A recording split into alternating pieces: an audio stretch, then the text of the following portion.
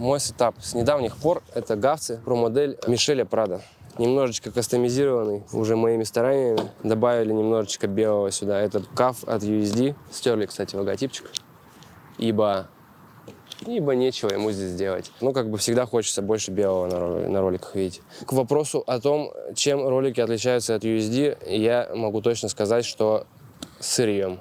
Гавцы гораздо качественнее. Они стали чуть-чуть тяжелее. Плейты другие вообще абсолютно. Типа они шире, у них новый пластик, они лучше едут, и они гораздо фундаментальнее стали.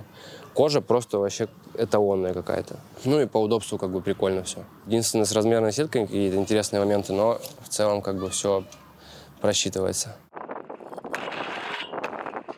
А так ничего, как бы все супер стандартно, ничего особо менять не стал. Колеса стандартные стоят, гавцевские. И самый главный прикол для меня, наверное, это антирокеры на подшипниках. Это просто вообще чума. Раньше катался без них в целом вообще, потому что бесило, что они гремят. Вот сейчас они не гремят, потому что они на подшипниках и на парапетах. Это офигеть, как сильно чувствуется. Прокатывает тебя как бы.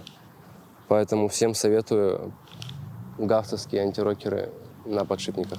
Рамы Кайзера, флюиды 4 уже, если мне не изменяет память, то за последние годы, наверное, 5-я такая уже у меня рама. Все с ними супер хорошо. Какой-то универсальный дикий пластик, который стирается равномерно, едет по всему везде хорошо. Ну и в целом, как бы, ширина грубо всего, как бы, меня устраивает вполне вообще. Есть еще у меня момент такой, как бы, весомый достаточно из-за того, что я пережимаю топсовы, у меня всегда стирается, короче, вот эта часть до болта, как бы.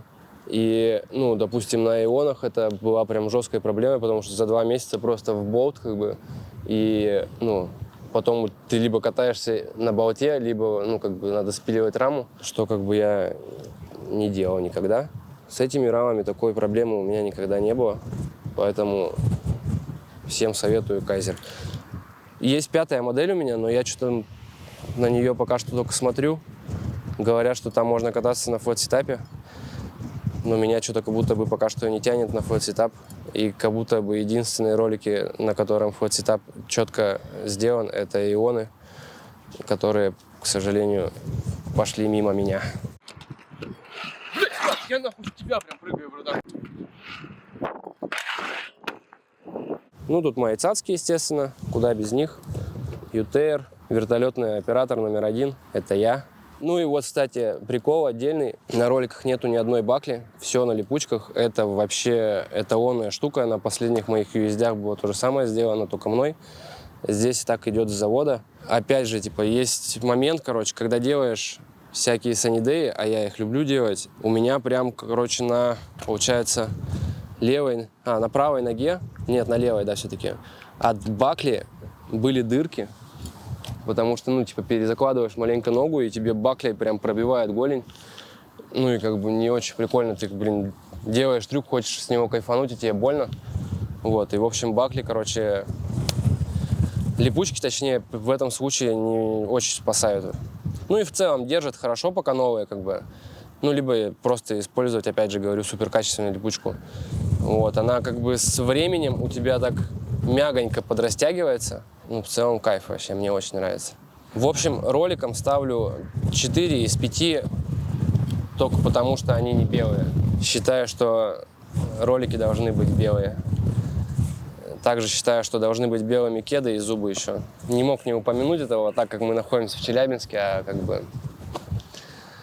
Челябинские классики гласили, что белыми должны быть как минимум зубы и кеды, и еще... А, это, кстати, не челябинские классики, это екатеринбургские классики, так как автомат должен ебашить. Это АК-47. Shit, man, god damn. Вот, в общем, краткое описание этих роликов. Шнурки еще поменял, черные шнурки стояли, но это все, опять же, к тому, что надо больше белого. В общем, рассказать больше нечего. Ну и на модели идут плейты на 2 размера, и так как у меня 41-й, а плейт идет 41-42, как я понимаю, или может даже 41-43, плейты вот здесь вот маленечко торчат, и как бы технически это ни на что не влияет, возможно, они даже, может быть, больше маленечко, шире точнее, но визуально меня бесит, что у меня торчит 5 миллиметров плейта спереди ролика, Хотя все остальное место забито плотненько. Вот, и это как бы такой моментик. Но я думаю, что я в скором времени просто это срежу. И все будет четко. Это вообще жду новую модель. И надеюсь, что в скором времени в России будет этого бренда роликов представлено гораздо больше. Дай бог. Архамдулилля.